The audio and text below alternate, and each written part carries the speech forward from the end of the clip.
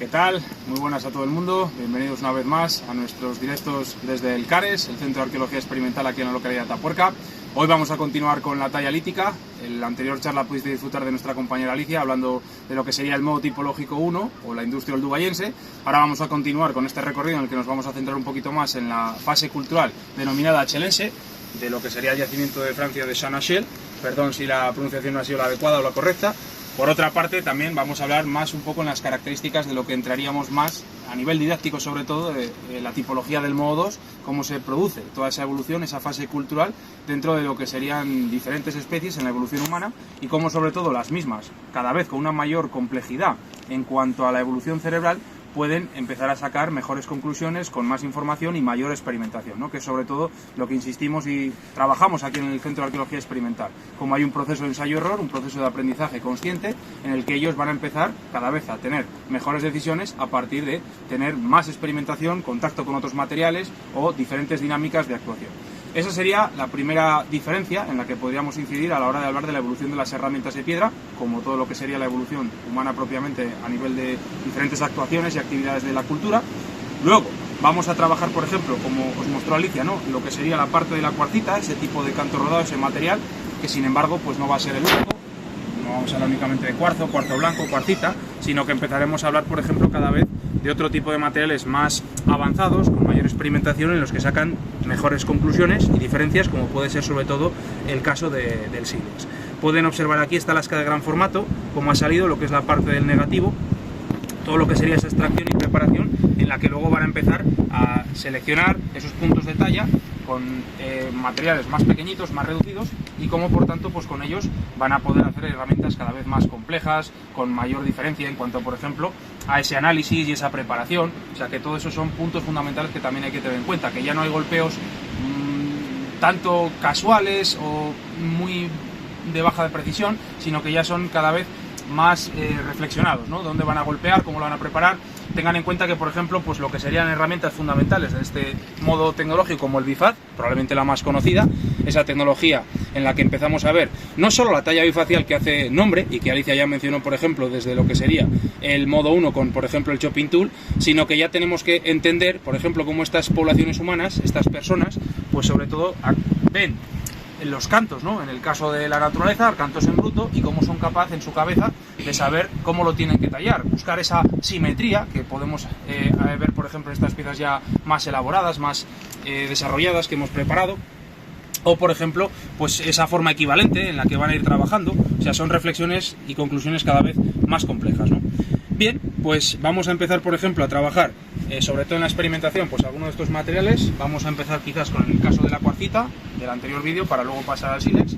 Y vamos a empezar también trabajando, por ejemplo, con percutores como lo que es el percutor duro, percutores en este caso también de cuarcita, en los que, por ejemplo, como mostró Alicia, pues empezamos a ver cómo hay esa profundidad en cuanto a la extracción, esa preparación de...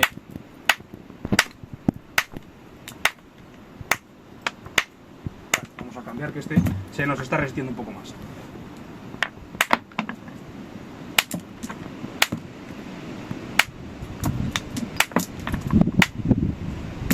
¿Vale? Una vez que hemos preparado esta parte, voy un poco rápido por nuestra duración de vídeos, pero ven la profundidad en la que hemos golpeado, ha transmitido la onda y ahora hemos girado, y cómo podemos empezar a sacar un perfil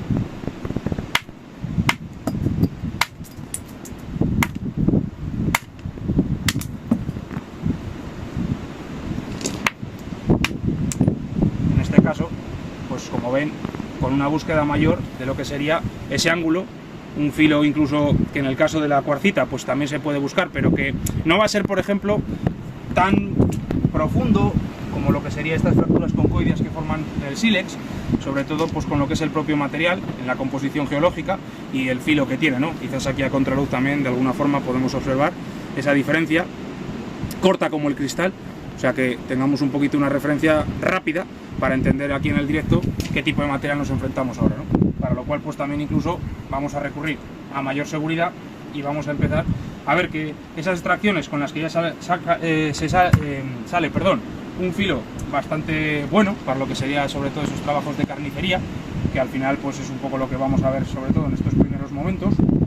Y luego pues ya empezaremos a ver, por ejemplo, cómo empiezan a prepararlo con una mejor forma, con otro tipo de materiales incluso, como lo que sería el caso del cuerno. ¿Vale? Poco a poco le iríamos dando esa forma. Percutores blandos que en este caso lo que nos permiten es que la onda no penetre con tanta fuerza, que no rompa tanta parte de lo que serían los núcleos, sino que vaya hacia el interior sacando una escama un pelín más fina, ¿vale? Para ir dándole la propia forma al núcleo, ¿vale? De esta forma, poco a poco vamos penetrando. Y como veis le vamos dando esa forma bifacial. Poco a poco le iríamos generando toda esa extracción del cortes, la parte exterior del siles que hemos podido observar, y cómo le vamos dando finalmente esas formas, ¿no? Aquí ven que vamos un poco rápido por lo que son los propios vídeos. Bueno, este último me ha sobrado, ¿vale? Nos quedaría un bifaz muy pequeñito. Al final no es la misma pieza como empezamos en bruto que como acabamos, ¿no? Pero poco a poco podemos ir viendo cómo le van generando esos puntos de impacto en esos planos de percusión y vamos sacando esas lascas y esas formas, ¿no?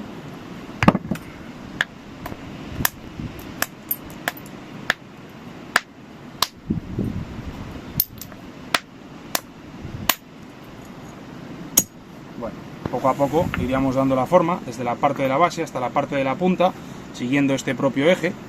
En este caso pues lo dejamos más o menos preparado para ir acabando lo que serían estos resultados de bifaces, pues que bueno, en este caso los arqueológicos estéticamente no van a ser siempre igual que los que vemos por ejemplo en el museo, que pueden ser piezas más bonitas por supuesto dentro de esa selección, pero luego sobre todo en esa evolución de esta pieza más característica podemos ver desde un tamaño más grande, ¿vale? Con este tipo de material que hemos hecho mención, depende de la zona geológica, un tipo u otro de sílex, a otros incluso cada vez con un patrón de diseño más esbelto, más alargados.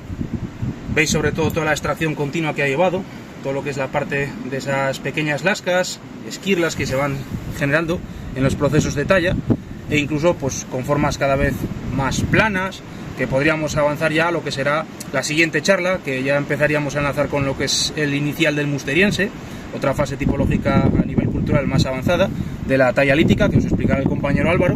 Y bueno, pues todo lo que sería un proceso consciente dentro de esta evolución de la talla lítica con esta herramienta como referencia al bifaz, pero que también podríamos hablar de otras más concretas para casos específicos como el hendedor, por ejemplo para abrir los huesos, sacar ese tuétano, no generar digamos tantas astillas a la hora del consumo de esa médula ósea. El bifaz por ejemplo pues tiene también esa evolución de lo que serían a nivel de traceología, desgastes por ejemplo en carnicería, en este tipo de usos, actividades comunes dentro de lo que es su día a día, esas fases cotidianas, o luego ya pues otras como por ejemplo también sacar por ejemplo las raíces, los tubérculos, a nivel por ejemplo de la alimentación, la forma por ejemplo de la punta, que nos va a permitir hablar incluso luego también de sus picos, sus triedros, ¿no? Para hacer agujeros con mayor profundidad. Podríamos incluso luego hablar de puntas un poquito más reducidas, o sea que ya hay una mayor variedad dentro de esa complejidad, de este diseño que representa la fase del modo 2, o de alguna forma también lo que sería a nivel un poco más conocido en la historia de la arqueología como la HLS. Así que bueno, con este pequeño resumen, con esta pequeña práctica rápida que hacemos en los directos del Carex, pues esperemos que hayan aprendido, que hayan disfrutado, y por supuesto pues les animamos siempre a poder venir aquí con nosotros para poder practicarlo, para poder desarrollarlo y verlo con sus propias manos cómo sería esta evolución y esta vida en la prehistoria. Así que una vez más, muchísimas gracias a todo el mundo. Hasta la próxima.